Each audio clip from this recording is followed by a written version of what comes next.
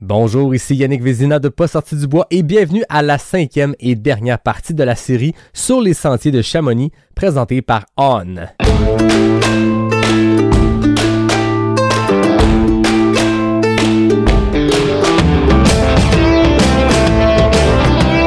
Entre elles, on se jase, entre elles, on se rencontre, entre elles, on existe.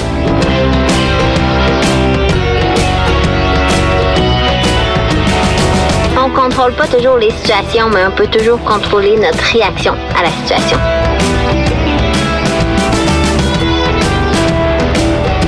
Si tu commences à te sentir bien en courant un ultramarathon, fais-toi-en pas, ça va passer.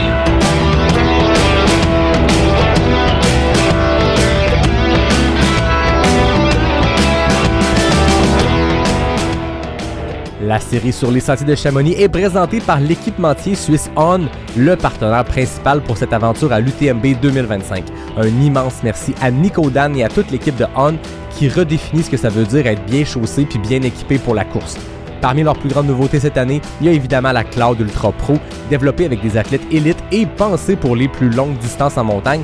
Elle est déjà au pied de Katie Scheidt, de Jeff Mogavero, de Germain Granger et plusieurs autres. Mais On, c'est pas juste des espadrilles, c'est aussi une gamme complète de vêtements techniques, élégants et performants, ainsi que du gear de haute qualité.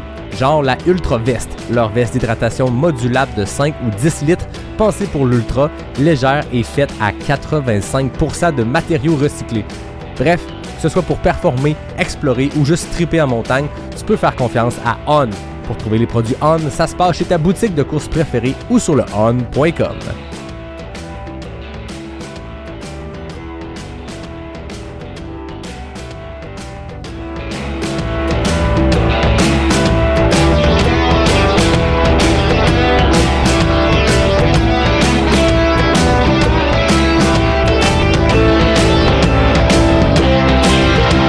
Ouais, ben, on n'est pas sorti du bois, hein?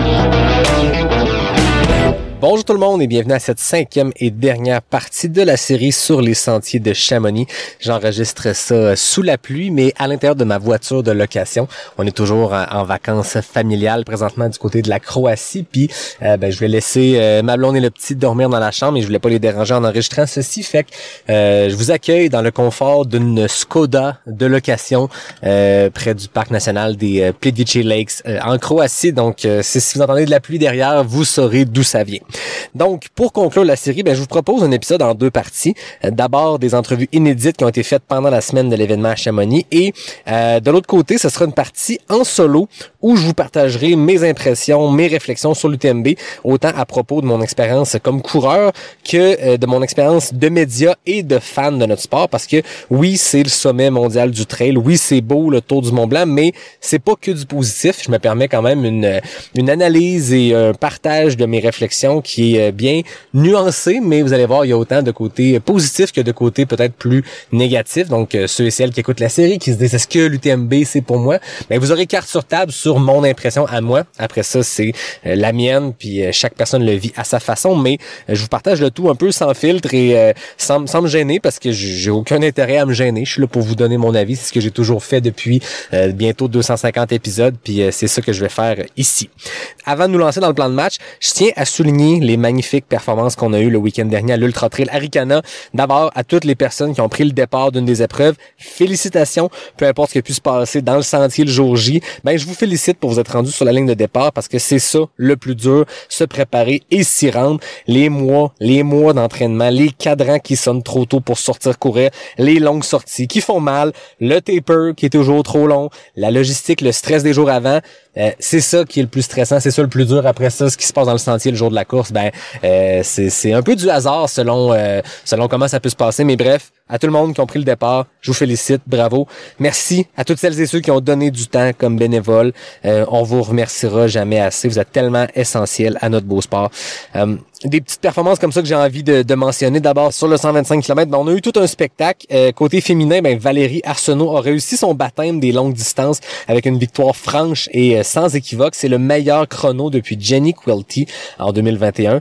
Une avance qui est très considérable sur le reste du peloton, du départ jusqu'à jusqu'à la fin de la course. Donc, un baptême réussi pour Valérie, qui est une fille qu'on a vu exceller par le passé sur des formats peut-être plus maratrail, 50, 80 km, 2 podiums consécutifs à la GFK 50 miles. Une course qui est très rapide, donc on n'avait pas de doute sur les capacités de vitesse et d'ultra de Valérie. Mais là, GFK 50 miles, c'est très, très, très roulant versus un 125 Arikana qui est très technique, qui est de nuit, qui est boiteux par endroits. Elle a vraiment, vraiment fait ça comme une pro. Donc, ça promet pour la suite pour Valérie. Côté masculin, tous les yeux étaient rivés sur le grand favori qui était Mathieu Blanchard, mais il y avait aussi du gros calibre dans le reste du pack, à commencer par Xavier Saint-Cyr qui avait causé toute une surprise en remportant la première édition du QMT 135 en juillet dernier. Puis Xavier, il a remis ça en rattrapant Mathieu en deuxième moitié de course pour partager une trentaine de kilomètres ensemble et terminer ça main dans la main, ex aequo sur la première marche du podium. C'est ça le trail, c'est ça Arikana, c'est beau quand ça arrive, puis ça démontre tout le côté communautaire, le côté collaboratif de notre sport, puis le fait que, oui, on dit souvent, c'est une personne qui porte le dossard, mais il y a toute une équipe derrière, mais parfois dans une course comme ça, il y a 2 personnes avec des dossards qui se tiennent ensemble, qui se supportent, puis qui se rendent au bout, donc c'est magnifique. Xavier, en passant, a réussi quelque chose que personne n'avait jamais encore fait depuis que l'UTHC puis le QMT, sans aucun doute, nos 2 plus grands événements trail au Québec. Depuis que ces 2 courses-là offrent des longues distances, il y avait personne qui avait remporté les 2 épreuves reines dans la même saison. Donc, l'UTHC offre un 125 depuis 2015, puis le QMT a offert un 100, un 110, un 160, maintenant un 135 depuis 2018, mais personne n'avait jamais remporté les 2 épreuves les plus longues dans la même saison. Xavier l'a fait cette année, ça promet vraiment beaucoup pour le jeune coureur de 23 ans, puis gros scoop ici à ceux qui écoutent la 5e partie de la série sur les sentiers de Chamonix, mais je suis en discussion avec Xavier, vous devriez l'entendre sur le podcast très bientôt. Il lui reste un gros projet cette année, puis après cette course-là, on s'est promis un petit tour d'horizon de sa saison 2025 qui a été éclatante. Peu importe ce qui se passera sur ce 3e événement-là, ça demeure que Arikana et QMT des victoires, c'est complètement fou. Puis vous allez gagner à connaître le gars derrière les performances. Bref, très hâte à cet épisode-là.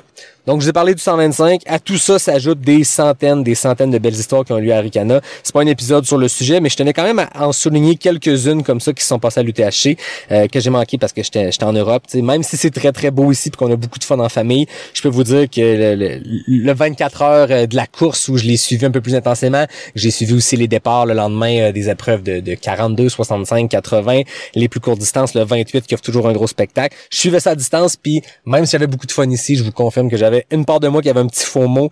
Donc, on se dit fort probablement à l'an prochain à Arikana. Bon, revenons à nos moutons. Donc, dans la première partie, c'est des entrevues qui sont inédites. Donc, vous allez entendre successivement l'athlète canadienne Jasmine Lauder dans une courte entrevue 24 heures avant qu'elle ne termine 9e sur l'OCC. Ensuite, le Français Gauthier Herriot qui a terminé 2e sur la TDS au lendemain de sa performance. J'ai aussi eu la chance de jaser avec Steve Brammer, qui est le directeur de course du Hong Kong 100 et qui est le gestionnaire de la série de courses des World Trail Majors, dont fait notamment partie le Québec Mega Trail. Ensuite, vous entendrez Camille Bruyat, la traileuse française, qui est une amie proche de Marianne Hogan, qui a terminé 2e sur l'UTMB, donc je l'ai interviewée quelques jours avant cette performance-là. Puis en conclusion, 2 Québécoises, Elisa Morin, au lendemain de sa fracassante 10e place sur l'OCC, et Julie Lesage, que vous aviez entendu en première partie de la série. Donc là, on s'est parlé quelques jours après sa CCC. Vous m'avez entendu dire que Jasmine et Elisa étaient 9e et 10e sur l'OCC, mais ça, c'était au moment d'enregistrer les entrevues. Hier, l'athlète kenyenne Joellen Chepengeno, gagnante de l'OCC, a avoué s'être injecté une substance illégale avant la Sierzinal en août dernier, une course qu'elle avait aussi gagnée comme l'OCC. Bien sûr, je dis qu'elle l'a avoué, elle n'a pas avoué ça de son plein gré. Elle avait testé positif à un test de dopage suite à la Sierzinal et l'Athletics Integrity Unit, donc l'AIU, a confirmé la violation des règles antidopage puis lui a imposé une suspension de 2 ans et l'annulation de tous ses résultats à partir de la Sierzinal 2025. Donc, ce matin, mercredi, au moment d'enregistrer ceci, l'UTMB a confirmé que son titre était également retiré puis que la gagnante de l'OCC 2025 était la chinoise Miao Yao qui, au final, ça lui fait 2 OCC consécutives qu'elle remporte parce qu'elle avait gagné l'année passée puis quand elle avait traversé la ligne d'arrivée, elle savait qu'elle gagnait. Cette année, elle a traversé la ligne d'arrivée en 2e. Après tout ce qui se passe, Elle est la gagnante, donc on la félicite. Et Judith Wider devient deuxième, Maude Matisse troisième et ainsi de suite, jusqu'à Jasmine Lauder et Elisa Morin qui ont terminé respectivement 8e et 9e. C'est un scandale, on s'entend, qui est vraiment, vraiment désolant, qui va complètement à l'encontre des valeurs trail, mais malheureusement, j'ai envie de vous dire qu'on va devoir s'y habituer. Avec la professionnalisation du trail puis l'argent qui est de plus en plus présent, ben il va y avoir des athlètes qui vont prendre malheureusement cette avenue-là pour tenter de se démarquer du lot. Espérons que les organisations vont continuer de prendre des mesures pour tester et détecter les cas potentiels de dopage. Pour ce qui est de Joëlyn, on a aussi su que son commanditaire Salomon avait rompu ses liens avec elle et son club, les Millimani Runners, fondé par l'entraîneur suisse Julien Lyon, est également banni de la Sierre-Zinal après 2 histoires de dopage en 3 ans.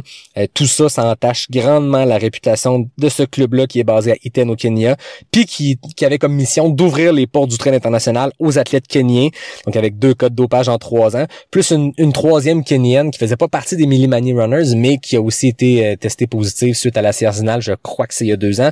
C'est 3 cas de kenyans en autant d'années. C'est très, très, très triste. C'est désolant pour notre sport. Donc, bon, c'est pas pour partir l'épisode sur une note négative, mais je pense qu'il fallait le mentionner, c'est la grosse actualité trail du moment qui vient à point avec cet épisode-là, qui clôt cette série-là sur l'UTMB. Donc, on tourne la page, puis on se lance dans cette première partie d'épisode avec 6 entrevues inédites, puis on s'en reparle plus tard pour conclure ensemble. Ciao la gang! Donc, je suis avec Jasmine Lauder. I pronounce it right? Yeah. Thanks, Jasmine. Lauder. You're from BC, you're Canadian, you're running OCC this week.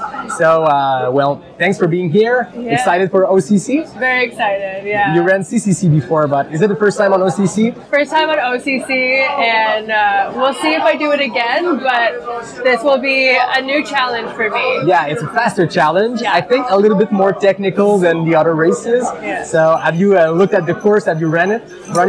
A little bit. Honestly, I'm behind on all of my preparation, but we're gonna do that today. I'm gonna be studying the course and putting it on the back of my hand if I can. You had your big breakthrough at the Canyons under Endurance Run, the 100K a couple of years ago. What clicked that day, and what are you doing to make it click like this again? Yeah. Honestly, I think also going into it with every expectation under the sun and mostly just going there for enjoyment and just pure curiosity. So I think with this, going into OCC, I do feel a little bit like an underdog. I'm definitely more of a 100K runner, and there's some very fast ladies out there. So yeah, this will be a learning experience for me, and I'm just excited to see how these very fast women will push me ever harder. So it's going to be a good learning experience. You're from BC in Canada. Have you ever considered coming to Quebec and run one of our amazing races? Yes, yeah, all the time. I know they're very humid, very technical, but there's some super strong runners coming out of Quebec. So yeah, and I just saw that there's a few new races popping up over there today. Yeah, exactly. So a lot of news today. Mm-hmm. So enjoy UTMB week. Have fun on OCC. It seems to be the plan. So I'll be on OCC too. We'll try to have fun all along these 57 kilometers and 3,500 meters of elevation. Yeah. Thanks, Jasmine. Awesome. Thank you so much. Donc, je suis avec Gauthier Herriot, deuxième homme hier sur cette TDS qui a été impitoyable. Je pense que ça a été une grosse journée pour tout le monde qui ont franchi la ligne d'arrivée. Même ceux qui ne sont pas rendus, c'était à chaque année, c'est toute une épreuve. Comment tu te sens ce matin?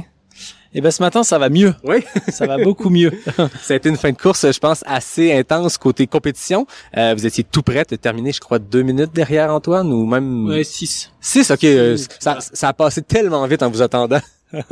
mais oui, c'était une fin de course assez enlevante. J'ai goût qu'on revienne un peu sur cette course-là. Quel était ton état d'esprit au départ? Alors au départ, l'état d'esprit, c'était vraiment de boucler la boucle, d'arriver à Chamonix. Et rien d'autre. La compétition, je savais que ça allait commencer tard et que la compétition elle allait déjà être contre moi-même. Premier défi, un départ à 23h et des poussières. C'est quand même assez atypique comme heure de départ. Comment tu te sentais à la fin de cette journée-là? T'avais-tu réussi à te reposer dans la journée? Oui, bah j'avais déjà cette expérience justement de l'année passée, Oui. et du coup oui, des grandes siestes les jours précédents, et puis le jour du départ, ouais, il faut vraiment se reposer. Et je suis arrivé relativement frais, on va dire. Tu te sentais bien au départ? Je me sentais pas mal, vraiment pas mal, et la bonne énergie, ce qu'il faut pas trop, et à la fois envie de me lancer, quoi. Départ patient ou départ dans l'engouement un peu vite? Non, départ patient. Moi, je suis plutôt un coureur maintenant qui est expérimenté, on va dire. Oui. Et du coup, voilà, c'était important pour moi de trouver mon rythme à moi et pas me laisser emballer par la course. C'est vraiment ça le maître mot, c'était pas faire la course. Parle-moi de ton avancement dans la course, dans la nuit. Comment ça se passait? Comment étaient les sensations? Les sensations étaient plutôt bonnes, même si, en fait, je me suis vite rendu compte que avec la densité d'athlètes qu'il y avait, que cette année ça allait aller vite et qu'il fallait quand même enclencher. Et du coup, dans la nuit, très tôt, on a quand même vite été un petit peu en vision tunnel où on était très focus. Enfin, moi, j'étais rapidement dans des sensations où ça avançait, quoi. Ouais. Puis à quel moment t'as senti, ok, là, faut se mettre en 6e vitesse puis on accélère? Et ben tôt dans la course, et même trop tôt, c'était dès Bourg-Saint-Maurice en fait. Ah ouais. Et du coup, kilomètre 50, les jambes étaient déjà un petit peu chargées et il fallait commencer à mettre un petit peu en route. Et la journée allait être très très longue. Est-ce qu'elle a été longue? Elle a été horriblement longue, ah oui. Mais vraiment horriblement longue. Et puis en plus, ce qu'il faut savoir, c'est que donc on a eu plutôt frais la nuit parce qu'il y avait un peu d'air sur les, et il a fait relativement chaud, même très chaud sur les points bas, notamment à Beaufort. Et donc c'est plus l'amplitude de météo, température qui fait que bah voilà, les corps ont été bien éprouvés. C'était une course qui a été très serrée à l'avant du pack jusqu'à la toute fin. Je pense qu'à 20 km de l'arrivée, vous étiez toujours 3 ensemble. La course était à faire à ce moment-là. Comment ça se passe dans un lead pack comme ça où vous êtes tous là pour l'emporter? On s'entend, mais on est tous là aussi pour se supporter l'un l'autre à travers cette épreuve extrêmement difficile. C'était quoi l'état d'esprit? Est-ce que vous jasiez entre vous? Alors en fait, moi je reviens un petit peu de l'arrière, donc j'ai pas tellement cette sensation de pouvoir jouer devant, mais je comprends quand même au dernier ravitaillement que bah voilà, mon corps est pas encore complètement explosé, que je suis capable peut-être ben voilà de revenir sur le podium et pouvoir jouer. Et là l'idée c'est plutôt voilà de se concentrer sur soi et de faire son petit bout de chemin à chacun et tout en respectant bah, l'adversaire et voilà, et on se pousse en fait mutuellement. Ouais, c'est ça. Celui qui est derrière bah il nous pousse à aller plus vite et celui qui est devant bah on a l'objectif et donc c'est extra et ça rend vraiment la course que plus belle, quoi. Dans une course comme l'UTMB, on s'entend, il y a beaucoup de suivi dans les ravitaillements. Je suppose que les bénévoles peuvent vous donner des infos. Vous avez des équipes de support. Est-ce que de ravitaillement en ravitaillement, tu savais un peu ton positionnement en termes de minutes devant, minutes derrière? Bah globalement jusqu'à Beaufort, j'accusais entre 25 et 30 minutes de retard. Je crois que le maximum c'est à peu près ça. Et j'ai eu un gros coup de mou vers Haute-Luce, là, c'est juste après Beaufort, où pour moi ça, voilà, je m'étais mis un peu en mode ben maintenant je vais essayer de rallier l'arrivée. Et au final, une demi-heure, 1 heure après, c'est revenu. Et du coup, oui, là, on a des infos comme quoi, ben voilà, on est 5e, on est 4e, c'est difficile devant, donc ben potentiellement, il faut s'accrocher pour pouvoir aller peut-être rattraper. Donc oui, on a des infos, mais après, c'est tellement des efforts difficiles et en fait c'est une course d'usure, donc la fin est encore plus difficile que ce que l'on est en train de vivre actuellement. Donc l'idée c'est aussi de se dire mais pas trop, parce que bah en fait déjà essaye de te gérer et essaye d'arriver à Chamonix. C'est vraiment le maître mot, c'est ça, arriver à Chamonix. La descente à la Flégère, c'était très serré. Comment ça s'est passé pour toi ces derniers 7 ou 8 kilomètres là de descente? Et bah du coup là, donc quand on descend le Tricot, il y a une première descente qui est très technique. Vraiment, c'est un enchaînement de blocs, etc. Et moi, je sais que c'est un terrain que j'apprécie et c'est là où vraiment je pouvais faire peut-être un écart derrière déjà pour sécuriser, et puis peut-être pour revenir sur Antoine qui avait quand même encore peut-être un bon quart d'heure, peut-être 20 minutes en haut du Tricot, donc il y avait vraiment de l'écart. Et sur la première descente, je crois que je rattrape 6-7 minutes. Donc je me dis bon, c'est cool. Après on avait un petit coup de cul comme on dit chez nous de 400 mètres de dénivelé. Oui, hein. On arrive à Bellevue et là il y a une descente finale sur les Ouches. Et là de nouveau j'essaye d'appuyer. Puis j'arrive en bas. Bon voilà, l'écart est fait. Il y a 8 minutes aux Ouches. Je sais que ça va être compliqué, mais mon équipe me dit allez vas-y pousse jusqu'au bout. voilà, il faut faire honneur jusqu'à Chamonix, quoi. Ouais. J'ai dit la Flégère, mais c'est les Ouches, la dernière descente. Voilà, c'est ça, la descente des Ouches, ouais. Exactement, je suis mêlé avec l'autre distance. Ouais, voilà. Exactement. Donc, c'est quoi l'émotion au moment où tu entres dans Chamonix? Il y a la foule qui est là, c'était une ambiance électrique parce que c'est la première. Il y a plusieurs autres courses avant, des plus petits formats, mais là, il y a beaucoup de monde pour la TDS. L'ambiance est à son comble, c'est la fin de la journée, tout le monde est là. Comment tu te sentais? Voilà, c'est incroyable, hein. Franchement, je m'interdisais d'être dans les émotions jusqu'à 3-4 km de l'arrivée parce que je sais que je peux être vite sensible et après on peut aussi perdre un petit peu toutes les notions voilà, j'avais vraiment peur que ça m'arrête complètement. Et après, une fois qu'on se laisse envahir par ces émotions, c'est absolument exceptionnel. Enfin, on a cette ferveur, on a cette joie interne et on sait qu'on va retrouver les siens quelques mètres plus tard et c'est indescriptible et c'est à vivre une fois dans sa vie d'athlète, c'est extraordinaire. C'est une arrivée tout en émotion. On t'a vu vraiment laisser ces émotions jaillir là. C'était quoi l'état d'esprit à ce moment-là? T'as vu tes proches, t'as vu ton équipe. Qu'est-ce qui t'a rempli comme ça? Déjà, j'ai pleuré les 2 derniers kilomètres sous les lunettes. Là, c'était un flow un peu continu. Et puis oui, voilà. Après, j'ai fait ce petit sprint et puis je suis vite allé retrouver les miens. Et en fait, c'est la fête. C'est le sentiment d'avoir vécu quelque chose de fort. Et puis c'est vraiment un sport individuel, mais c'est le plus beau. Enfin, on réussit que parce qu'il y a une équipe derrière qui nous suit, qui nous pousse dans nos retranchements, et de les retrouver, voilà, c'est aussi savourer avec eux, passer un moment extra. Enfin voilà, là, et puis là, on est débordé d'émotions. Enfin, tout le monde se tombe dans les bras, tout le monde pleure. Enfin, c'est extra, quoi. C'était pas la première fois l'UTMB. Est-ce que l'objectif, c'est de revenir aussi souvent qu'on peut? C'est une course qui est importante, parce que c'est Chamonix, parce que c'est quand même une course aujourd'hui qui est incontournable. Donc oui, de toute façon il y en aura d'autres, ça c'est sûr, et ça s'appellera pas forcément TDS. Ah, intéressant. On laisse des petits indices comme ça.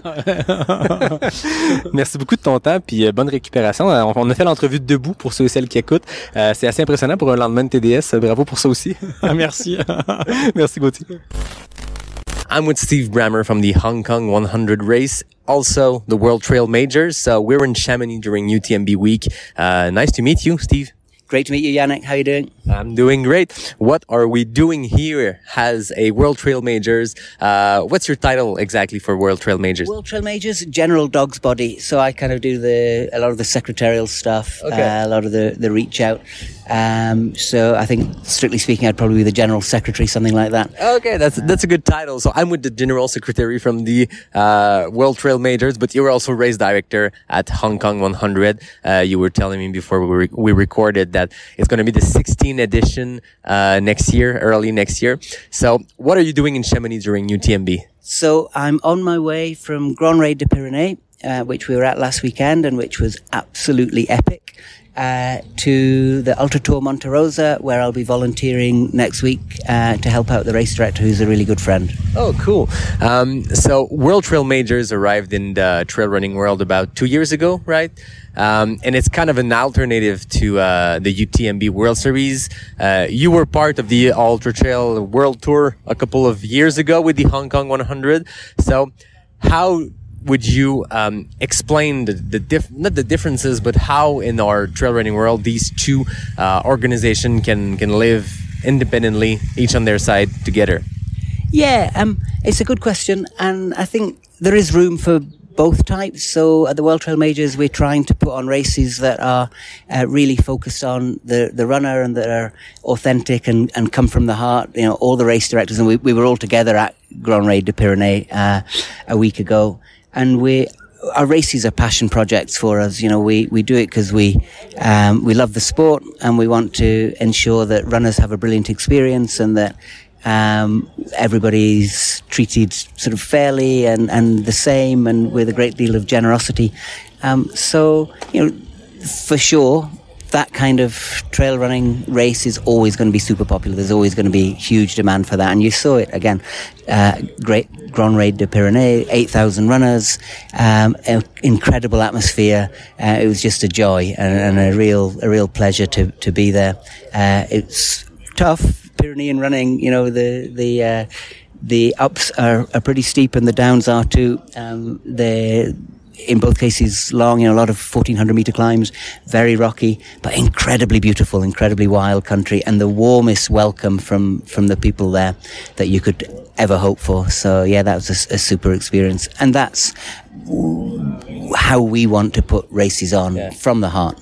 And it's a different business model in which the UTMB World Series is a bunch of dozens and dozens. I think there's 70 now, qualifying races, and the finals take place here. So everything is pointed at the UTMB, while the World Trail Majors, how many events now you have? So we have 12, and we've deliberately avoided that model because it kind of looks like a pyramid scheme, and it looks as if the races, they become kind of just feeder races. Even if they're a really good race in a beautiful part of the world, they lose something, I think. They become a feeder race for something bigger than themselves. Kind of passage through the UTMB. So you go do that by UTMB, random race, to qualify, to, in the end, live your dream and run UTMB, which is a wonderful dream for any trail runner. But while the World Trail Major, you're a regroupment, a group of independent races that are all on the same equal spot, but you kind of offer, all of these races offer the same kind of experience in their own territory, but it's all about trail running values. Yeah, I think that's right. And yeah, we've, as I say, deliberately avoided elevating one race above the others, and you know, that's tempting when we're structuring it. You sort of think about that, but we didn't want to. We wanted it to be democratic. We wanted each race to have an equal say, and whilst that makes us slightly more difficult perhaps than a top-down type of model, it's one we feel is right. It's right that each of the races is treated as an equal by all of the other races, and that the model is democratic.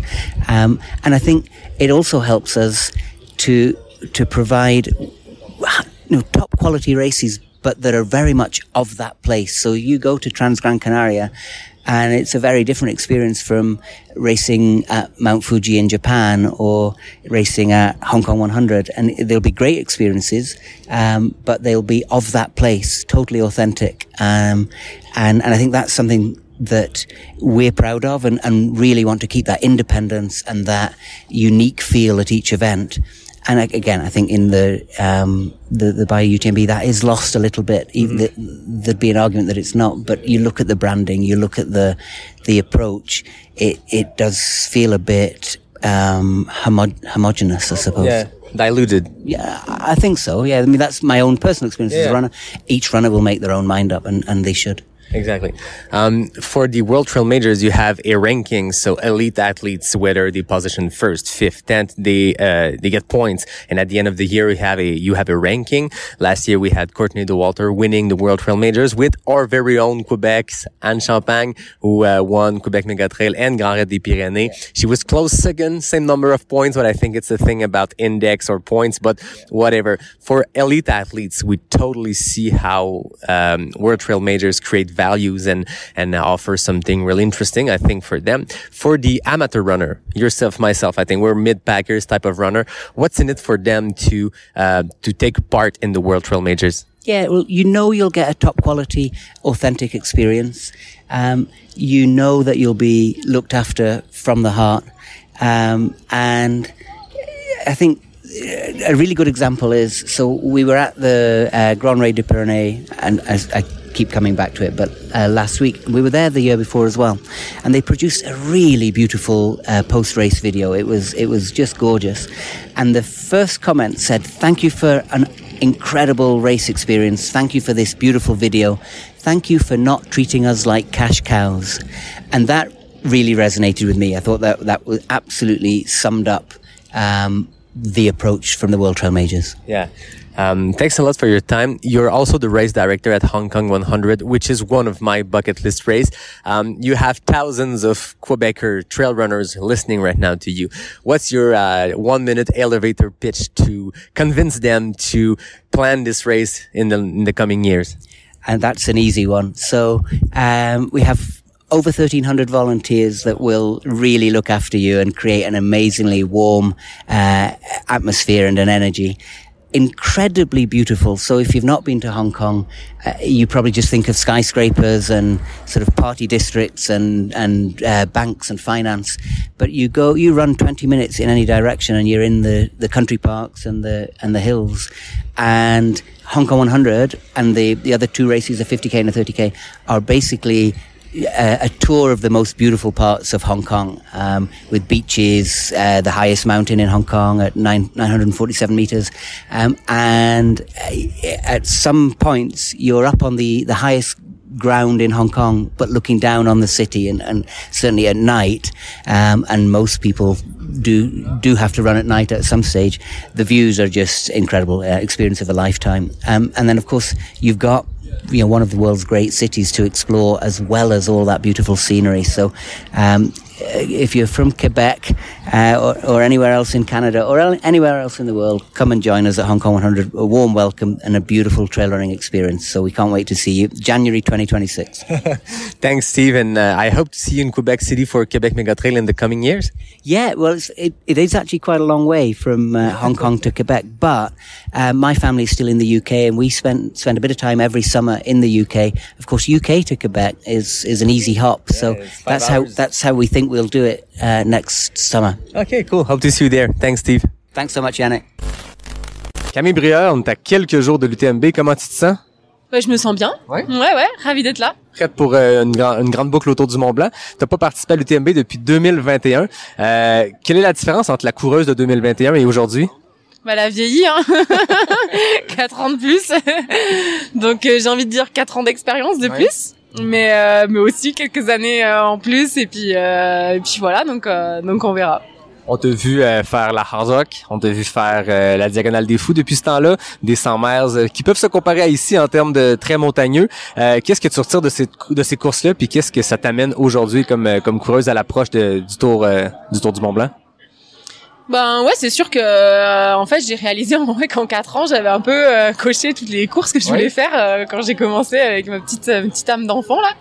Donc ouais, non, bah c'est surtout que ça m'a amené forcément à grandir, à apprendre sur moi, à parcourir les plus beaux sentiers du monde. Franchement, je me sens juste trop chanceuse. Et puis le retour sur l'UTMB, c'est un peu comme recourir à la maison et refaire la boucle, quoi. Tu dis que tu as coché toutes les courses que tu rêvais de faire. Est-ce qu'il en reste une qui te vient en tête comme ça que tu n'as pas encore faite? Ouais, je vais bien le placer, hein. Aller à Québec quand même, hein.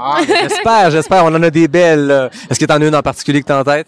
Non, rien en particulier, mais c'est sûr que je suis jamais allée au Canada. Et ça, il faudrait vraiment que j'y aille, ouais, c'est sûr. Je pense que Marianne a dû bien te vendre aussi nos beaux sentiers. On n'a pas de grosses montagnes comme ici, mais on a beaucoup de racines. Je pense que tu vas t'y plaire. Ouais. Donc, il y a une anecdote que j'ai souvent racontée sur le podcast quand j'avais eu un choc quand même en arrivant à la Hard Rock comme média, toujours avec ce sentiment d'imposteur-là, de voir l'intensité avec laquelle vous devez faire vos courses les semaines avant. On le voit en ce moment, c'est extrêmement intense pour vous. C'est un ultra avant l'ultra d'entrevue. Mais pendant, je me rappelle toujours t'arrives à Uri, t'as un coup dur. Je pense que c'était plus difficile dans la course et t'as 8 caméras sur toi, les téléphones. T'avais l'air de quelqu'un qui voulait simplement se ravitailler puis partir. Comment tu vis cette intensité-là médiatique autour d'un sport où on veut se retrouver en montagne puis prendre du plaisir? Ouais, en fait, en course, faut savoir que c'était très personnel, mais moi je me rends pas trop compte de tout ça. Donc Ouray, je m'en suis rendu compte quand j'ai vu les vidéos et quand j'ai vu les photos. Je dis ah ouais. Et puis en plus tout le monde reste très calme autour. Donc en fait je me rends compte que mon assistance, ça peut être aussi angoissant pour eux. Pas du tout, et c'est très bien. Et en fait tout le monde reste dans sa bulle et donc en fait de l'extérieur, franchement ça fait un peu peur.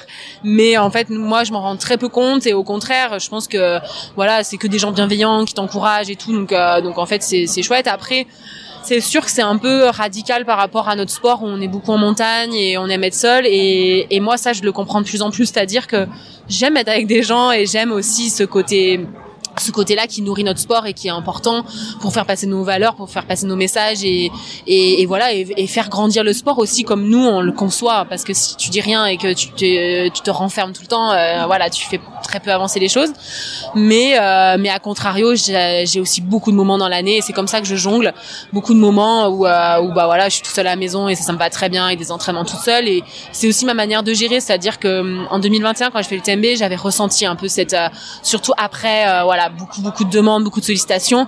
Je me suis dit bah non, tous les ans je peux pas faire ça. Ouais. Donc l'année d'après, je suis allée à la Western. Et là, ben, c'est pas du tout pareil. Il y a pas du tout le même engouement médiatique. C'est voilà, c'est beaucoup plus un entre-soi, on va dire, tout en ayant du monde et tout, et des très belles courses américaines. Mais voilà, donc j'aime bien jongler entre tout ça, parce que tu retournes à la Réunion, t'as de nouveau quand même un bon shot de tout ça, mais à la réunionnaise, donc c'est un peu différent. Et la hard rock, c'est très piste aussi, donc c'est vrai que chaque course a son univers, et moi c'est comme ça, c'est en fait en jonglant, en allant découvrir et en changeant tout, et en adaptant mon quotidien que j'arrive à jongler avec ça. Vous avez lancé cette semaine un film, un documentaire sur cette amitié avec Marianne. Parle-moi de cette amitié avec Marianne, de la relation que vous avez, puis je pense qu'elle va faire ton assistance ce vendredi. Ouais, bah c'est sûr que le film il est vraiment chouette parce qu'il retranscrit vraiment une amitié sincère, chose qu'on voit peu, je trouve, dans des équipes où voilà, où on s'entraîne ensemble. Mais en fait moi surtout je m'estime vraiment chanceuse quoi d'avoir voilà, il y a Marianne dans l'équipe, mais il y a aussi Martina avec qui on s'entend très très bien, on s'entend super bien les filles, et puis on passe des heures à s'entraîner ensemble, donc en fait bah c'est tellement plus plaisant de bien s'entendre et que ce soit le fun et qu'on aille voilà, découvrir ensemble. Et puis en fait l'ultra pour moi c'est ça, c'est on fait des courses et puis des fois bah voilà, il y a des mauvaises conditions, il y a le sentier on le retrouve plus, on est voilà, et en fait il faut s'entraider, on peut pas s'entretuer entre guillemets, donc non. Et c'est vrai que bah voilà, Marianne, ouais, je pense que j'ai vraiment une chance parce qu'on est complémentaires aussi. Je pense que c'est ça qui joue beaucoup, c'est qu'on n'a pas les mêmes points forts, on n'a pas les mêmes caractères, on n'est pas pareil, et en fait c'est comme ça qu'on s'entraide, parce que bah voilà, moi comme je dis toujours, hein, quand t'assembles plusieurs forces, bah ça c'est encore plus grand quoi. C'est quoi l'objectif ce vendredi sur le TMB? C'est vraiment de reboucler cette boucle déjà, hein, parce que voilà, ça fait 4 ans que j'y suis pas allée, et voilà, et se faire plaisir, jouer un peu avec les conditions météo là, je pense que ça va être sympa. et puis voilà, et puis le partager avec ma famille, mes amis qui seront beaucoup plus présents que quand c'est pas en français. Ben, je te souhaite tout ça, bonne course vendredi, puis on va te suivre. Merci Camille. Merci à toi. Elisa Morin, 10e place hier sur l'OCC. Comment tu vas ce matin?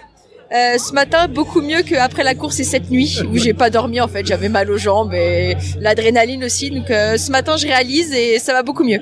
Tu dis que tu réalises, est-ce que tu réalises ce que t'as fait hier, parce que tu l'avais dit dans l'épisode où on s'est parlé, l'épisode 246, si ça se passe bien, je vise un top 10, mais après ça, top 10 sur l'OCC, top 10 sur une épreuve de l'UTMB, c'est la crème de la crème mondiale, et c'est exactement ce que t'as fait, t'as livré la marchandise selon l'objectif. Est-ce que tu réalises aujourd'hui ce que t'as fait? Je pense que pour vraiment réaliser encore quelques jours, là c'est vrai que quand j'avais dit top 10, c'était un peu vraiment si tout va bien, et même j'y croyais pas forcément. Là je pense que c'est tout à l'heure en étant sur le podium d'être avec tout le monde, là tu dis ouais, OK, je l'ai fait. Il y a quasiment que des pros autour de moi, c'est fou. C'est drôle parce que il y a beaucoup de médias qui ont rapporté Elisa Morin, la première française, parce qu'au l'UTMB, souvent on va aller parler des top 5, des top 10 internationaux, mais on va aussi nommer les Français qui sont là. On le sait, t'es franco-canadienne, t'as les 2 nationalités. C'est fou quand même, première française à l'OCC, une course française à Chamonix, au cœur du sommet mondial du trail. Comment tu te sens aujourd'hui par rapport à tout ça? Oui, c'est assez fou et je comprends la confusion. Pour être tout à fait franche, j'ai demandé mon changement de nationalité sur mon profil UTMB. Ils avaient dû imprimer les bibs avant parce que j'avais le dossard français sur mon bib. Donc pendant toute la course, je pense que tous les Français me regardaient bizarrement parce qu'ils savaient pas qui j'étais. Ils disaient pourquoi elle est devant d'autres Françaises. Donc ouais, je suis vraiment très fière de ça. Après, faut pas oublier que les meilleures Françaises ne font pas l'OCC parce qu'elles vont au championnat du monde, mais reste qu'elles étaient pas là, donc les absents ont toujours tort. Donc oui, je peux dire que je suis la première Française, j'en suis très fière. Exactement, parce que si tu avais été canadienne sur ton dossard, tu aurais été la deuxième canadienne parce que tu étais avec Jasmine Lauter que j'ai reçu un peu plus tôt aussi, qui va être dans le même épisode que toi probablement. Comment s'est passée ta course? Tu sais, du moment qu'on prend le départ, il y a beaucoup de monde. On sait que tu as fait beaucoup de courses au Québec. Il y a des courses où c'est facile, je pense, de se positionner dans le peloton puis de savoir à peu près on est où. Là, dans ce cas-ci, c'est des milliers de personnes qui partent en même temps, tout mélangé, hommes et femmes. Est-ce que tu savais, à mesure que la course avançait, quelle position tu avais, où tu te positionnais dans le peloton pas français, mais dans le peloton féminin? On est parti avec Sarah Bergeron-Larouche qui est aussi québécoise. On est parti ensemble assez prudemment. En fait, on se faisait un peu bousculer, mais on voulait vraiment pas partir vite. On voyait le groupe de filles parce que c'était vraiment un peloton. C'est celle des Golden Trail avec le vélo. Quand ça a commencé à monter, on les avait en visu. Donc j'ai essayé de compter à peu près. Je savais que j'étais autour de la 15e place qu'on a commencé la montée. Puis après, j'avoue que j'ai pas du tout compté. Pendant qu'on est monté jusqu'à Champélac, je sais que je doublais des gens et je pense que j'ai dû comprendre peut-être après Champélac, je pense que j'étais déjà dans le top 10, je pense, parce qu'il y avait des personnes qui disaient les places. Et après là, j'ai commencé à compter. Je suis arrivée à Trian 6e. Parce que j'ai fait une très bonne montée jusqu'à Trian, ce qui m'a coûté une belle explosion dans le col de la Balme, où finalement j'arrive au 8e, j'arrive en bas 9e et j'arrive à la fin 10e. Donc la fin a été très dure. J'ai eu une très belle première moitié et après 30 km c'est ma distance, donc après ça c'est toujours dur pour moi. Des belles crampes, beaucoup de crampes pendant 2 heures. Mais heureusement qu'il n'y avait plus de montée et que c'était plat, mais c'était dur. Je me rappelle, on s'est parlé juste après le Québec Méga Trail et on se disait bon, le prochain objectif c'est l'OCC. Tu disais ouais, ça va être long parce que QMT 50, je pense c'était une de tes plus longues en durée aussi. Là dans ce cas-ci, c'était 57 km prévu. Finalement, on était plus à 61 km. C'est de loin ta plus longue course en durée. Tu le dis justement, fin de course plus difficile. Bon, plus difficile, on finit dans le top 10, c'est excellent. Mais est-ce que ça te donne le goût de rester dans ces distances-là ou tu t'ennuyais d'avoir un finish après 30 kilos? C'est vrai que je pense que le finish après 30 kilos, je l'adore. Hein. Mais je vois surtout qu'il y a de l'entraînement à faire en plus. En fait, juste faire plus de dénivelé, faire plus d'entraînement. Les crampes, c'est lié à ça. C'est compliqué avec mon emploi du temps, avec ma job à temps plein actuellement. C'est pour ça que je pense que les plus courtes distances me conviennent. Mais l'OCC, ça reste la course mondiale de l'année. Donc pouvoir y performer, c'est quand même important. C'est vraiment impressionnant. Je sais pas si tu as pu ouvrir tes messages et voir les cute, parce qu'à Québec, on fait partie de ce groupe-là des cute et les gens étaient complètement hypés sur ta performance. Est-ce que tu as un message pour les cute qui étaient à l'autre côté de l'océan, au bout de leur siège à suivre la course? Je vous fais un gros coucou à tous. C'est super toujours d'être suivi par vous et let's go Julie qui est actuellement sur la CCC. Exactement. Merci beaucoup Elisa. Félicitations pour ton immense performance. Merci. Donc, je suis avec Julie Lesage, le lendemain de sa CCC, 101 km autour du Mont-Blanc. Julie, comment ça a été ta course? Ça a bien été. C'était vraiment une super belle journée. Ça a été smooth, ça a été le fun. Pas mal du début à la fin. J'ai pas eu besoin de puiser très creux. C'était vraiment une super belle journée. Là, c'est sûr, j'étais impressionnée par le dénivelé. Fait que j'ai quand même voulu me garder des jambes pour toute la course. Puis ça a fonctionné parce que j'en ai eu vraiment jusqu'à la fin. Là, aucun creux. C'est une bonne nouvelle de pas avoir eu de creux. Est-ce que c'est dangereux pour le choix des prochaines distances ou des prochaines courses? Ah, ça, c'est une bonne question. Quand je suis rentrée dans la voiture, mon chum m'a dit, là, je vais te donner quelques jours pour me dire si l'année prochaine, c'est la CCC ou l'UTMB, parce qu'on revient ici, c'est certain. Puis, j'ai trouvé que ça a été assez smooth puis assez facile. Fait que ça pourrait être tentant de dire, je vais augmenter le défi. En même temps, j'ai encore de la misère à penser que c'est possible de courir 70 km de plus. Ouais. C'est sûr qu'il y a l'autre option aussi de courir la CCC. Maintenant que je l'ai faite une fois puis que je sais que je suis capable de faire ce dénivelé-là, aller chercher un meilleur temps, je pense que c'est possible parce que j'étais pas explosée. Fait que les deux options sont sur la table. On verra. À suivre. Est-ce que tu as un coup de cœur sur le parcours, un moment où tu t'es dit, OK, là, je suis en train de vivre quelque chose? Parce que tu le disais à l'épisode qu'on a fait ensemble, c'est une course bucket list, t'as un rêve de venir courir ça. C'est quoi ton moment fort? Je pense que c'est le départ, la musique de départ. Là, j'ai eu le trémolo, les émotions sur le départ, là, vraiment. J'avais reconnu le parcours, peut-être la moitié, là, fait que les beaux spots, je les avais vus, mais le feeling du départ, là, c'est indescriptible. Là. Quel rêve là, de réaliser cette course-là. Quand t'as viré le coin, dans la pluie, puis t'as vu cette arche-là qui est mythique, qu'on a regardé tant de fois sur YouTube, c'était quoi l'émotion que t'as vécue? moins que prévu, honnêtement. Ah ouais? Parce qu'il y avait pas beaucoup de spectateurs, il y avait la pluie battante, il y avait pas beaucoup d'ambiance. Fait qu'honnêtement, pas mal moins que prévu. Fait que plus la ligne de départ que la ligne d'arrivée. Définitivement. Fait que là, tu dis que ça a été une journée sans creux. Est-ce que tu l'expliques par rapport à une stratégie nutritionnelle qui était sa coche? Est-ce que tu avais un plan qui était organisé ou t'es plus allé au feeling? J'ai toujours un plan nutrition. Puis je mange rien là, fait que ça c'est quelque chose à travailler là, je peux pas croire que ça pourrait pas m'aider de manger un peu là. Donc non, c'est pas le plan nutritionnel qui m'a aidé. Je pense que je suis juste allée assez mollo pour me garder des jambes tout le long là, puis c'est une belle journée là. J'ai toujours un peu un creux de morale à 30-40 km, mais ça je me connais, je le sais que tu sais je suis pas à la moitié, fait que dans ma tête je me dis oh mon Dieu, je suis déjà fatiguée, j'ai pas la moitié de fête. Ça, je le connais, ce petit creux-là. Puis après ça, la deuxième moitié de course, moi, c'est tout le temps là que ça va mieux, l'énergie remonte, puis c'est là que je peux avancer dans le classement. Maintenant qu'on parle de l'événement au sens large plus que l'épreuve, est-ce que c'est à la hauteur de tes attentes? C'est le sommet mondial du trail, c'est la bucket list de beaucoup de coureurs. Est-ce que l'événement, même la journée d'aujourd'hui à accueillir, voir Roadcroft passer, est-ce que tout ça est à la hauteur? C'est malade. J'ai des émotions sans arrêt depuis lundi là.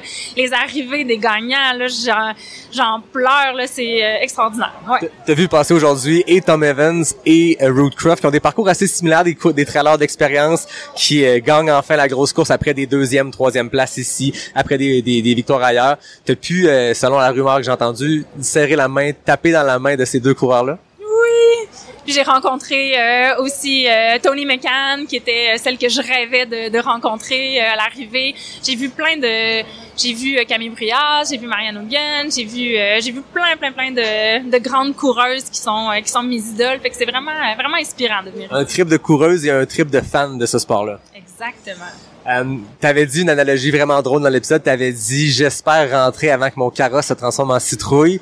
Est-ce que ça s'est passé? Oui, on avait fait toutes les prédictions là, puis oui. J'étais aux alentours de minuit. Puis là, je voulais faire une Cendrillon de moi-même, ben oui. Puis je suis rentrée à minuit moins 10. Fait que j'ai fait une Cendrillon. C'était pas une arrivée digne d'une Cendrillon là avec dans la pluie, le manque d'ambiance là, mais j'ai fait une Cendrillon là, fait que c'était au-delà de je suis arrivée avant mes prédictions de 15 heures. Je peux pas dire que j'avais pas rêvé d'avoir un meilleur classement, mais le field élite était super fort. Puis j'ai fait le temps que je voulais, fait que je peux pas être déçue. Ouais, j'en parlais tantôt avec ton conjoint. Je pense qu'il aussi est un peu geek des chiffres. On parlait d'index Citra UTMB, puis c'était une année qui avait un field vraiment très profond. Donc tu sais, j'ai regardé aussi l'OCC. On a des Québécoises qui sont classées dans le top 40, top 50, qui Mélodie puis Laurie Proulx. D'autres années, c'est des temps qu'ils auraient mis dans le top 20, top 25. Les fields deviennent de plus en plus profonds, fait que ça devient difficile de viser des positions quand on est de votre calibre élite, mais je pense qu'après ça on regarde le temps, on regarde le plaisir qu'on a eu sur le sentier. Je sens que tu as eu beaucoup de plaisir. Je pense que c'est mission accomplie sur toute la ligne. Exactement, ouais, vraiment. Un voyage réussi. T'es venu en famille avec, je le disais, ton conjoint, tes enfants qui sont là, ton ami qui est la pro de ChatGPT. Est-ce que l'expérience totale Chamonix s'est bien passée? Oui, c'est vraiment les randonnées avec les enfants, la course. C'est sûr qu'on vient pas ici pour faire un taper. Ouais. Fait que le taper n'a pas tout à fait eu lieu, mais tu sais ça. Les vacances ici, là, je les recommande. Genre, c'est partie remise. Là, on va recommencer ça, c'est certain. Des super belles vacances.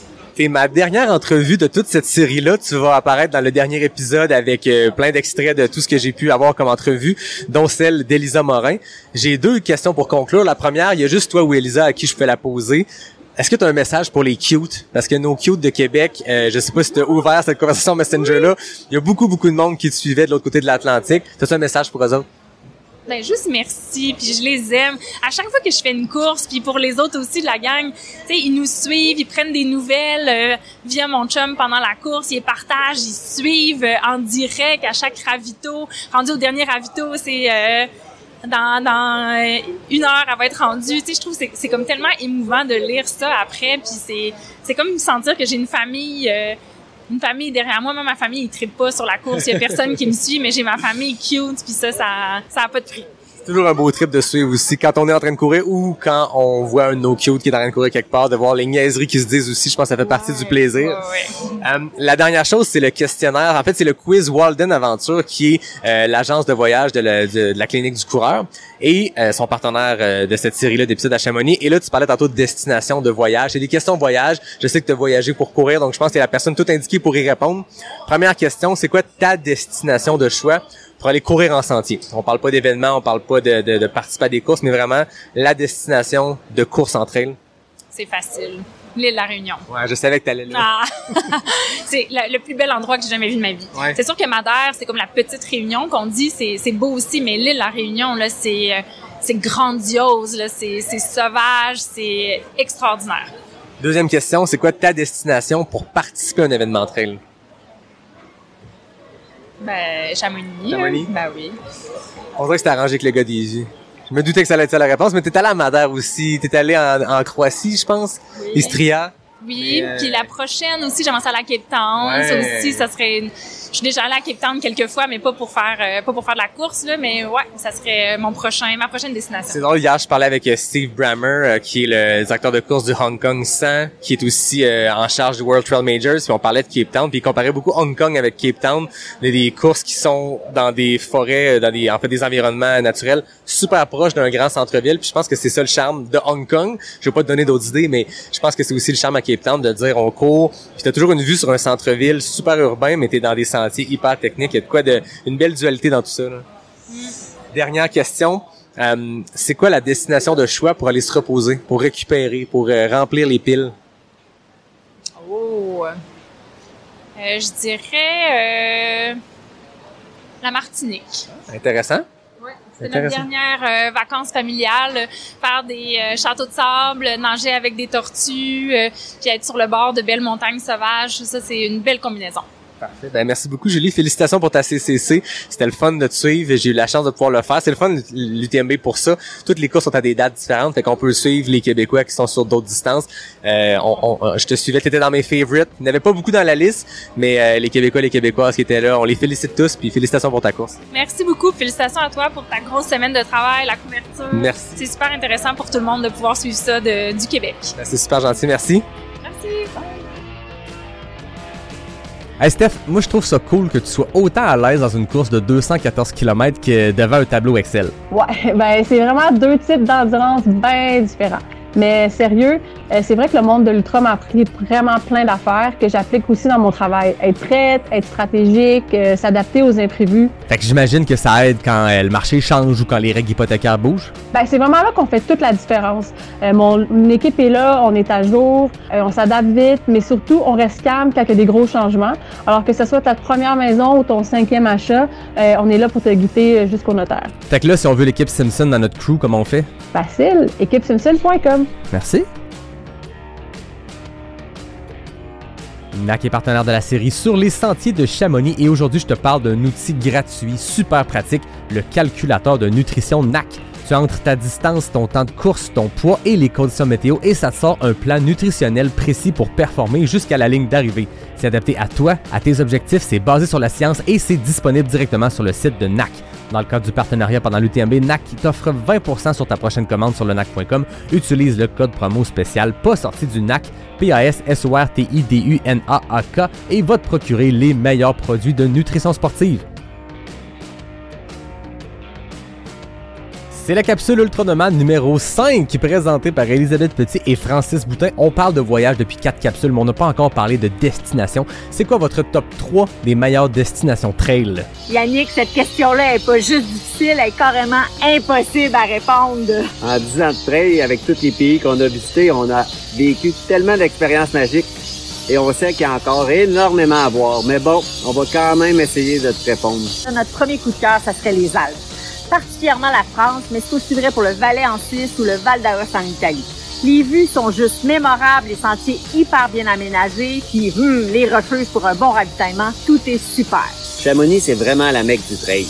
Il y a aussi les Pyrénées qui offrent le côté sauvage entre France et Espagne, et les Dolomites en Italie, Autriche, qui sont des formations rocheuses uniques à couper le souffle. Bon là, pour un total dépaysement, dans ce cas-là, l'Asie du Sud-Est. Hong Kong, Singapour, Thaïlande, Malaisie, le trail, c'est de plus en plus populaire là-bas. Nature, nourriture, culture, tout change. Et surtout les sourires. Ils sont constamment partagés. Ça rend chaque rencontre vraiment magique. Les sentiers sont vraiment surprenants. Dans la jungle, sur des chemins empruntés par les locaux, mais rarement par les trailers. Et vous pourrez toujours jumeler votre voyage à une course. Il y a aussi l'Europe émergente qui fait beaucoup jaser. La Slovénie avec les Alpes juliennes et le fameux Triglav.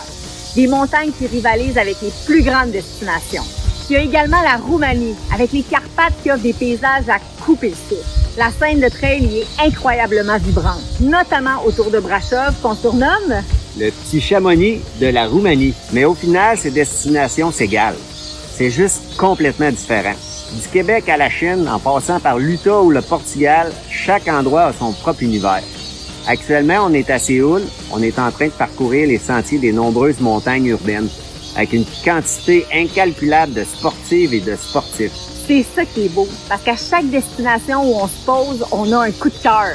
Des personnes passionnées comme à Bariloche en Argentine, des communautés accueillantes comme en Tunisie, des surprises comme la Turquie, des vues inoubliables comme à Cape Town, puis ces expériences de bushwalking en Écosse avec ses grands espaces sauvages et mystiques. Et sans oublier aussi la beauté sauvage de l'Ouest canadien, notre magnifique pays. Voilà donc pourquoi, Yannick, tu comprends que les ultranomades, c'est le goût de courir, de connecter, de partager, de voyager. On a fait de nombreux voyages, puis maintenant, c'est ça qu'on fait à temps plein. Bon voyage à tous les trailers et trailers, et surtout, profitez de la vie, elle passe pas mal plus vite qu'un 100 miles. Et voilà, on arrive à la fin de la série sur les sentiers de Chamonix. Je voulais conclure en vous partageant mes impressions parce que cette semaine-là, je l'ai vécu autant comme coureur, comme média, comme fan de trail. Puis disons que ça m'a amené pas mal de réflexions, vous allez voir. Je peux commencer par mes impressions comme coureur. Il y a eu des moments forts. La première chose, c'est l'ambiance sur la ligne de départ à Orcières. On est au petit matin, c'est gris, mais une fois que la musique embarque, une fois que on est 1000, 1500, 1700 coureurs sur la ligne de départ, il y a une ambiance qui est électrique, c'est complètement fou. Puis mon autre gros moment fort de la course, c'est la montée vers le col de Balme. Puis la descente ensuite avec le glacier d'Argentière en pleine face.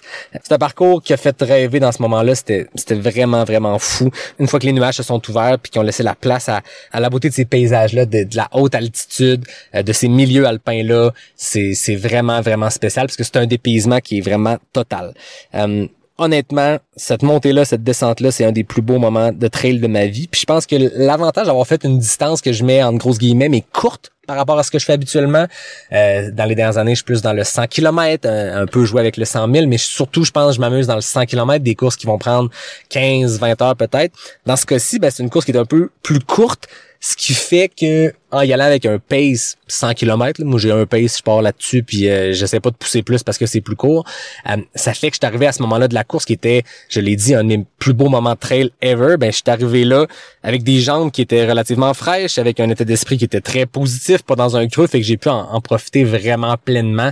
Si je compare par exemple à la CCC que j'ai pu faire par le passé où il y a des moments où c'était magnifique mais j'étais dans le dur, là j'étais vraiment survolté à ce moment-là, puis c'était vraiment le fun de le vivre comme ça, comme fan de trail, comme tripeux de montagne, de descendre ça, t'as un glacier d'en face, t'as le soleil qui se levait, en fait à ce moment-là qui perçait les nuages, c'était à couper le souffle. Puis c'est sûr qu'un autre moment fort, c'est la ligne d'arrivée avec mon gars sur ses épaules, l'ambiance de Chamonix, les minutes qui ont suivi à la course, à boire une bière avec ma blonde, jaser de ma course, écouter mon gars m'expliquer ce qu'il avait fait au parc cette journée-là, parce qu'il y a rien comme un reality check de finir une course objectif, avoir passé la journée à souffrir, à monter des cols, à descendre, puis d'arriver, prendre ton gars dans ses bras, puis qu'ils te disent on va-tu au parc?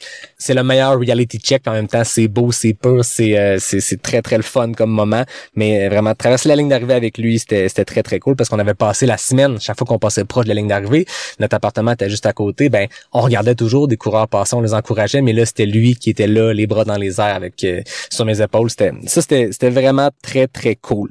Au-delà de mes moments forts comme ça dans la course, il y a aussi des points positifs de l'organisation d'un point de vue de coureur qui était vraiment impressionnant. Le retrait des dossards, qui se fait hyper rapidement, fluidement. C'est quand même très impressionnant considérant qu'il y a 10 000 personnes et plus qui vont sortir un dossard dans cette semaine-là.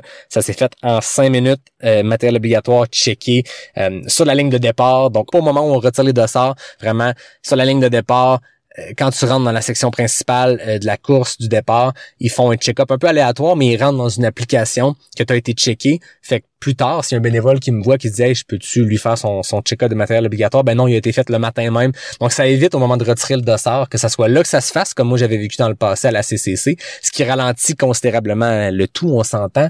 Là, dans ce cas-ci, ça se fait pas là. Fait que le dossard, ça sort vite, puis anyway, 2 jours avant ta course, t'as bien beau te pointer que ton matériel obligatoire, tu vas-tu l'avoir sur le dos le jour de la course? Ça change pas grand-chose. Là, dans ce cas-ci, c'est checké le jour même de la course, puis l'avantage de se faire checker avant de prendre le départ, dans cette zone-là d'attente, t'es 1h30 à attendre ton départ, ben c'est que plus tard dans la course, tu te fais pas déranger à devoir le faire là. Donc, eux doivent avoir une application, tous les bénévoles ensemble, puis ils voient qui a été checké, qui a pas été checké. Bref, tout ça, c'est une grosse organisation, puis ça paraît sur des choses comme ça. Une autre affaire qui est très positive, qui est ressortie, c'est la vitesse à laquelle ils ont déployé le parcours de repli. Je vous en parlais plus tôt, mais c'est un parcours qui était très différent du parcours classique de l'OCC. Puis à moins de 24 heures, pour éviter des sections exposées en haute altitude parce qu'ils annonçaient vraiment pas beau, ben tout a été fait très rapidement, très professionnellement, puis ils se sont assurés de nous offrir un parcours à la hauteur de l'UTMB.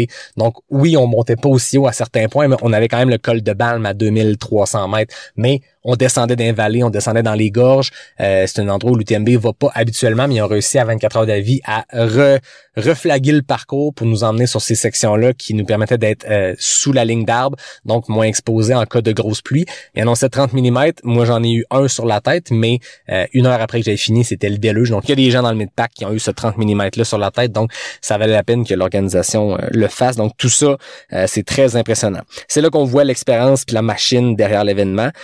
Fait que ça, c'était les côtés positifs de mon expérience de coureur, mais il y a aussi le côté moins positif. La première chose, les ravitaux vides. Pas de bouffe avant le 32e kilomètre, qui est un non-sens total pour moi. Arrêtons de juste penser aux professionnels qui passent là en 3 heures. La majorité du peloton va passer au 32e kilomètre en 5, 6, 7, 8 heures de course. Ce monde-là ont besoin de carburant avant le 32e kilomètre, on s'entend. La veste d'hydratation est loadée de matériel obligatoire. Donc, c'est laborieux de traîner de la bouffe pour être en autonomie aussi longtemps. Puis même Jim Walmsley, le gagnant, a critiqué le contenu des ravitaux puis l'absence d'eau. Il s'est fait doubler au dernier ravito parce qu'il cherchait de l'eau puis il n'en a jamais trouvé. Paraît-il qu'il y en avait, que l'organisation a dit après, mais dans tous les cas, je trouvais ça très, très ridicule. Puis le premier ravito de tout, deuxième ravito, pardon, qui était un ravito de repli. Là, je comprends que c'est un ravito qu'on a créé à 24 heures d'avis, mais il y avait 2 cruches pour 1500 coureurs qui passent. C'était le 16e kilomètre, je crois, si je me trompe pas. Le pack de 1500 coureurs est pas encore séparé, donc tu fais la file pour 2 cruches d'eau. Je veux dire, il devait y avoir des cruches de préparer dans un ravito qui ont annulé, qui auraient pu déplacer là. Je comprends le parcours de repli, je veux pas me faire trop critique, mais en même temps, t'es l'UTMB, t'es le sommet mondial du trail, t'es pas supposé manquer de bouffe dans les ravitaux. Puis un autre point, on nous promet du NAC partout. NAC est le partenaire principal nutrition de l'UTMB World Series. Il y avait du NAC partout, mais c'était dilué. Puis j'en ai parlé avec la gang de NAC, sont au courant, puis ils font pression pour que ça bouge. Après ça, c'est entre l'organisation puis le bénévole qui mixe le drink mix dans la cruche. Je comprends qu'il y a une différence, mais quand même, tu sais, quand tu penses pouvoir te remplir au moins 4-5 fois dans ta course avec du drink mix de NAC, donc tu peux un peu le calculer dans tes glucides que tu vas ingérer. Pour vrai, on était loin d'avoir un ratio qui était idéal. Donc, c'est selon moi, tout ça, c'est un bon point négatif. L'autre affaire qui m'a frappé, c'est l'absence d'esprit trail. Honnêtement, j'ai eu l'impression d'être un pion dans une grosse machine, chacun pour soi, très loin de l'ambiance chaleureuse qu'on connaît habituellement en trail. Les coureurs parlent pas entre eux. Tout est froid. J'avais pas ressenti ça en 2022, mais ça, c'est peut-être l'arrivée de l'UTMB World Series, des Running Stones qui changent la donne. Les coureurs ont tellement investi pour réussir à ramasser leurs cailloux, puis ils ont voyagé, puis ils ont dépensé de l'argent, puis ils ont fait des courses, puis ils ont tenté leur chance à la loterie. Là, c'est comme leur jour J auquel ils rêvent depuis toujours, puis ils veulent pas se laisser déranger par les autres, ils veulent faire leur petite affaire, se concentrer sur leur course, se rendre au bout. Tu sais, je veux dire, on fait 1h30 de navette, les gens, ça jase pas, c'est fermé. J'ai essayé d'ouvrir une conversation dans le sentier avec un gars là, rapidement, ça s'est fermé. Je sais que c'est anecdotique, c'est quelques exemples sur 1500 coureurs, mais de manière générale, du début à la fin de ma course, j'en ai pris plein les yeux, plein les jambes sur ce parcours-là, mais j'ai pas ressenti un esprit trail, pas du tout. Donc ça, tant qu'à moi, c'est un gros bémol. Puis toute l'histoire de l'UTMB World Series, ça, c'est mon interprétation que je vous lance là. Ça vaut ce que ça vaut, c'est une analyse à 2 piastres, mais c'est mon feeling que j'ai vécu entre 2022 puis là même 2025. Comme média maintenant, ça a aussi été une expérience complètement contrastée, je vais vous l'avouer. D'un côté, j'ai eu un accès unique aux athlètes, aux coulisses, aux ravitaux. J'ai vécu une nuit complètement folle avec la NAC Cheer Squad autour du Mont-Blanc. Attendre dans les rues endormies de Courmayeur, il fait noir, la lueur des lampadaires. Partager quelques centaines de mètres de course avec Courtney, avec Ludovic Pomeray, avec Dakota Jones, jaser avec William Walker de NAC pendant qu'on montait pour aller rejoindre un athlète, encourager les premiers coureurs qui passent au beau milieu de la nuit. Tout ça, c'était vraiment malade. Pour vrai, ce moment-là, la quinzaine d'heures où j'ai été sur le parcours autour du Mont-Blanc avec la squad de NAC, de ravito en ravito, à pogner des mal de cœur d'un virage en lacet pour monter puis redescendre à Champais parce que ça a aucun sens ces routes-là. Ben tout ça, c'est de loin mon plus gros highlight, pas juste comme média, comme fan de sport, de ma semaine UTMB. Oui, comme média, mais comme fan du sport, d'être à l'intérieur de cette course-là qu'on suit tant depuis des années.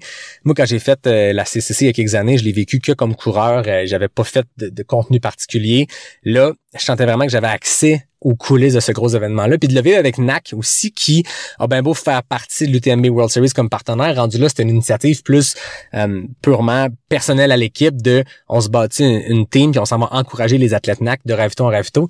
Moi, ça m'a permis de triper avec cette gang-là, puis en parallèle d'enregistrer plein de contenus, d'avoir des discussions super intéressantes, puis de vivre les ravitos que j'ai peut-être déjà traversés par le passé comme coureur, mais de les vivre de l'intérieur, d'attendre longtemps, de jaser avec les bénévoles, de voir les coureurs passer. Bref, tout ça, je me pinçais pour vrai, c'était un gros moment fort de mon expérience trail en général dans ma vie. Pour vrai, je vais me souvenir de ces 20 heures-là peut-être passées à tourner autour du Mont-Blanc avec la gang de NAC comme étant un de mes meilleurs moments de trail ever. L'autre côté de la médaille de mon expérience de média, c'est que c'est une grosse jungle médiatique. Je pense que je surprends personne avec ça. C'est les ligues majeures. Puis ça vient avec un gros sentiment d'imposteur. En tout cas, pour moi, à me demander, qu'est-ce que je fais là? Je suis entouré de médias qui investissent des sommes immenses, des dizaines de milliers de dollars, peut-être même plus, pour couvrir le truc avec des grosses équipes. Moi, je suis là tout seul avec mon petit cahier de notes en papier puis mes petits micros à tenter de me faire une place à ma manière. C'est très challengeant.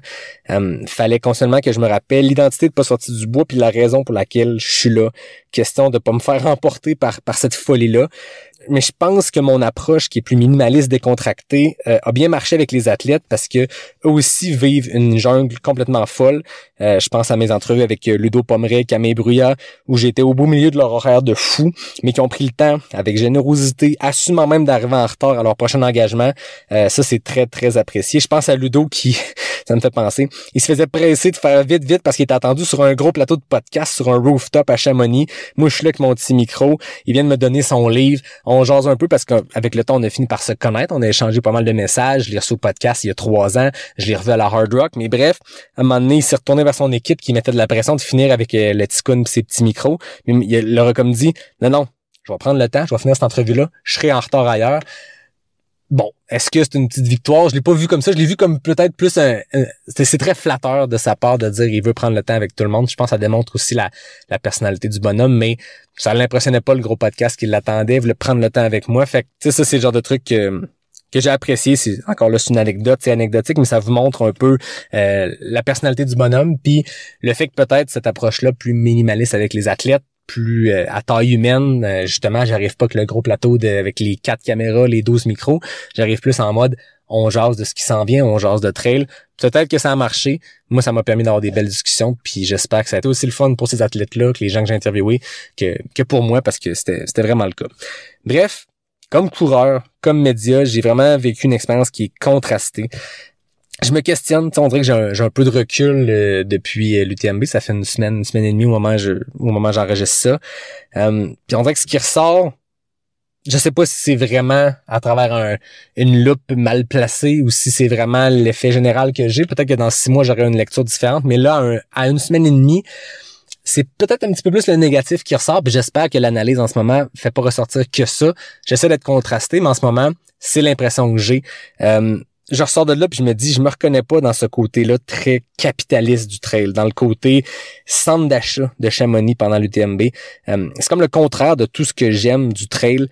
J'en parlais avec Richard Turgeon, puis j'espère ne pas l'insulter en le nommant ici sur cette citation-là, mais c'est lui qui m'a écrit que l'UTMB, c'est une sorte de relation amour-haine. On peut critiquer le cirque, on peut critiquer l'aspect Ironman, on peut critiquer la grosse machine, mais il y a quand même rien d'autre comme ça. Puis, tu sais, je suis 100% d'accord avec Richard, puis c'est vraiment ce que je pense aussi. Oui, il y a beaucoup de choses à critiquer, puis je pense que c'est correct qu'on critique en étant le plus gros joueur d'une industrie, en étant le plus gros joueur d'un sport. C'est sûr que tu vas être ouvert aux critiques. Les Jeux olympiques sont plus souvent critiqués que les championnats régionaux de la région de l'Outaouais. On s'entend. Quand t'es le plus gros joueur d'un sport, quand t'es le plus gros joueur de quelque chose, toutes les yeux sont rivés vers toi, puis on peut être plus critique. Mais malgré toute cette critique-là, il y a quand même du beau qui ressort de ça. C'est fou ce qui se passe à Chamonix. Quand la course part, quand on court dans ces montagnes-là, quand on passe par ces villages mythiques-là de l'UTMB, quand on est des centaines, des milliers à encourager les coureurs qui passent à Notre-Dame-de-la-Gorge ou à Valorcine, tout ça, c'est exactement ce que j'aime de notre sport. Donc autant tu prends un pas de recul, tu dis hey, ça représente-tu vraiment mon sport? Autant tu rentres dedans, puis t'es comme ouais, c'est ça notre sport, c'est malade ce qu'on vit comme connexion. Puis je disais, j'ai pas senti l'esprit trail comme coureur, je l'ai senti en maudit comme fan du sport quand on virait autour du Mont-Blanc puis qu'on encourageait les athlètes. Tu sais, dans le ravito des Contamines, juste avant Notre-Dame-de-la-Gorge, il y a une espèce de tunnel coloré par des LED par lesquels les coureurs passent. Bref, c'est weird, c'est zéro naturel. Ça fait un peu parc d'attractions cheap, alors qu'on est dans un environnement naturel qui est magnifique. Puis 3 minutes plus tard, les mêmes coureurs qui viennent de passer à travers la ligne de glow stick, ils attaquent une montée puis sont accueillis par un tunnel d'encouragement. Vendredi soir, on était des centaines, des milliers sous la pluie battante à crier au passage de chaque coureur, de François Den à Courtney, à n'importe quel mid-packer qui s'aventurait là dans la nuit. Puis c'est ça le sport que j'aime passionnément. On encourage le premier, le milieu, le dernier, on encourage tout le monde parce que ce qu'ils sont en train de faire, c'est complètement fou. C'est de l'intensité, c'est de la passion. Puis je sais pas qui a démarré cette initiative-là à Notre-Dame-de-la-Gorge, mais c'est beau, c'est intense, c'est passionné comme notre sport. Fait que oui, vous pouvez l'entendre, je pense, à travers ce que je vous raconte. J'ai eu beaucoup de fun à Chamonix. Puis oui, j'ai eu beaucoup de fun à me la jouer un peu média international, sans prétention, puis avec un semi-sentiment d'imposteur. Mais là, pour l'avenir, j'ai comme envie de revenir à l'essence de ce qui est pas sorti du bois, à la base de ce qui me fait autant triper depuis maintenant 5 ans. Jaser avec du monde de la communauté trail, autour d'une bière, d'un micro, point final. Ralentir un peu après l'intensité des dernières semaines, de la dernière année même, j'ai envie de dire. Je me suis laissé prendre au jeu, je pense, en m'imaginant que Pas sorti du bois pouvait jouer dans le cours des grands, quand au final, c'est ni ma volonté, ni mon objectif, puis bien franchement, ni à ma portée. On est au Québec, mon audience est québécoise, puis j'ai pas le goût de tourner le dos à ça pour tenter une plus grande audience. Je suis pas là-dedans, ça a jamais été l'objectif. Quand je suis passé à Tout Trail comme invité récemment avec Marie-Ève, je racontais ça justement, qu'il n'y a pas de plan d'affaires, puis le but c'est juste de connecter avec du monde, de jaser, puis je pense qu'après 5 ans, après l'engouement qu'il y a, c'est sûr que je me suis laissé un peu prendre au jeu à voir, OK, je peux-tu développer? Tu sais, dans les dernières années, ce projet-là qui devait être un genre de projet parascolaire, il a beaucoup été en développement, tu sais, beaucoup de partenariats, des collaborations, un site web monté from scratch, l'ajout des cafés du vendredi, qui est bien le fun, mais qui est beaucoup de temps. Bref, un beau gros trip créatif, mais qui gruge beaucoup d'heures dans un horaire qui en a de moins en moins. Je ferme pas la porte à tout ça, mais je pense que c'est le temps que Pas sorti de bois entre en phase de stabilisation, de maintien. Après avoir été en développement, là, c'est le temps de retourner à être un podcast 100% trail et peut-être pas 150% trail. À la hauteur de mes capacités de montant. Le but, c'est pas de me brûler avec ça. Puis je sens peut-être que dans les derniers mois, c'est ce qui est arrivé. Je suis pas du tout rendu au point de non-retour, loin de là, mais j'ai pas envie de m'y rendre non plus. C'est un projet de passion qui devrait rester un projet de passion. Ça sera jamais ma job parce que dans le contexte de notre marché, je pourrais jamais tirer 50 000, 100 000 auditeurs par semaine, qui serait peut-être ce que ça prend pour que Pas sorti du bois devienne un métier. Puis je pense que j'ai pas envie de ça. C'est pas mon métier. C'est un projet de passion qui devrait juste être drivé par cette passion-là. Puis en ce moment, je sens pas qu'elle s'effrite, mais je sens que si je continue à ce rythme-là, ça pourrait s'effriter. Puis j'ai pas envie de faire ça pour moi, qui trippe encore à ce jour à écrire à Xavier Saint-Cyr après Ariana puis faire « Hey man, ça te tente-tu de venir au podcast? » puis à jaser avec du monde trippant de notre communauté. Ça me tente pas de changer ça. J'ai envie de continuer ça. Puis j'ai pas envie de me brûler en essayant de développer 56 projets puis en me pitcher un peu partout. Fait que pour ce qui s'en vient, des épisodes classiques, Pas sorti du bois, one-on-one, peut-être à plusieurs, mais autour d'une bière, autour d'un micro. On jase de trail avec du monde de la communauté. Le site web continue, calendriertrailquebec.com. On va mettre ça à jour très bientôt pour les événements 2026. Puis je pense que ça va être assez. Je pense que c'est ce que vous aimez, c'est ce que les derniers mois, les dernières années m'ont montré. Je pense qu'on s'en va vers ça. Bref, je suis rendu loin, hein. C'est peut-être une conclusion d'épisode de Chamonix. Je suis en train de me faire une psychanalyse complète de Pas sorti du bois. C'est pas l'objectif, mais c'est Chamonix, c'est l'intensité que j'ai vécue à préparer ça, parce que c'est des dizaines et des dizaines d'heures dans les semaines avant pour tout préparer, tout coordonner. Rendu sur place, c'est super intense.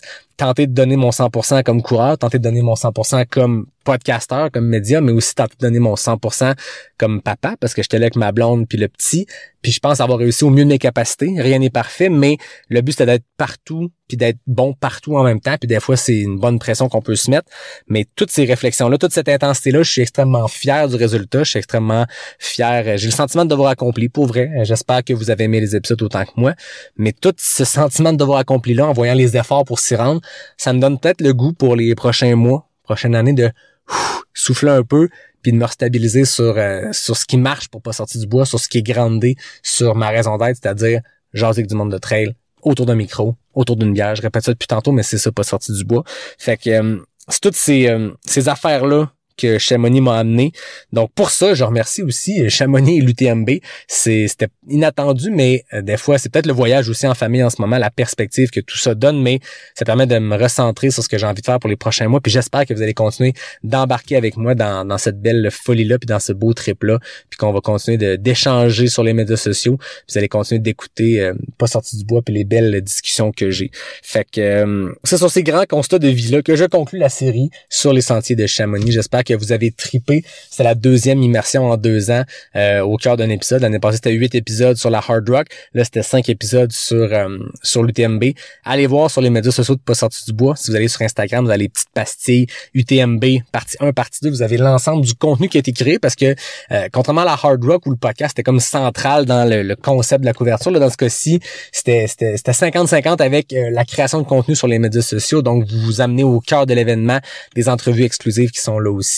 Des petites vidéos, des reels, on s'amuse avec tout ça. Fait qu'allez voir ça si vous avez trippé sur la série d'épisodes puis vous avez pas vu ce qui a été fait sur les médias sociaux pendant la série. Donc c'était tout ça sur les sentiers de Chamonix. Puis je peux pas conclure sans remercier chaleureusement mes partenaires. Vous les avez entendus à travers les différents épisodes, mais je tiens quand même à les nommer un à un, parce que c'est grâce à eux que j'ai pu vous amener au cœur de l'UTMB, faire ces belles entrevues-là, faire ce contenu-là. Donc d'abord, On Running, la marque suisse, grâce à mon ami Nicolas Dan, qui est tech rep chez eux.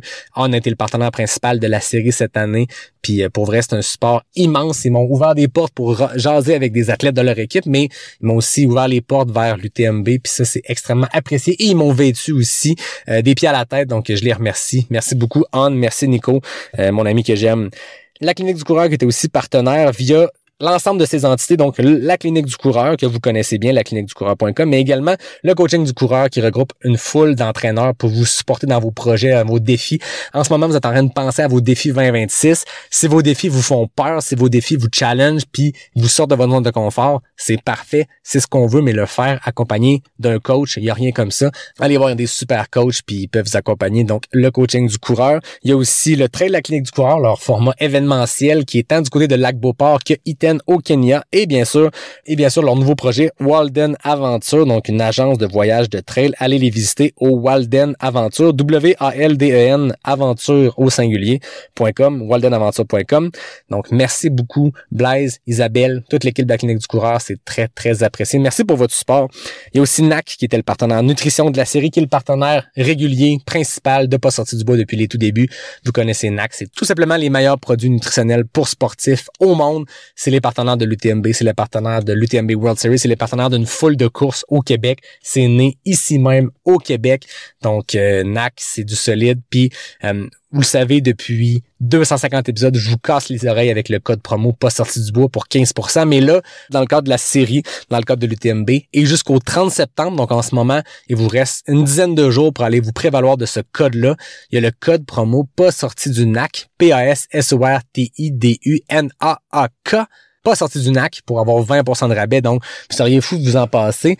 Vous utilisez à profusion le code promo pas sorti du bois 15% depuis toujours. Mais là, c'est le temps d'aller chercher un petit 5% supplémentaire. Puis c'est le temps d'aller remplir votre panier avec les meilleurs produits nutritionnels. La gamme Boost, pour vrai, j'arrête pas de dire que cette année, toutes mes courses se passent bien. Puis je dis pas ça pour le show. C'est vrai, j'ai aucun crash sur mon Vermont 100, sur mon Gaspésia, sur mon OCC. Toutes mes courses se passent bien du début à la fin. Pas de crash d'énergie, mais pas de crash mental non plus. Tout se passe comme sur des roulettes. Puis j'attribue vraiment ça à ma nutrition que je maîtrise mieux que jamais.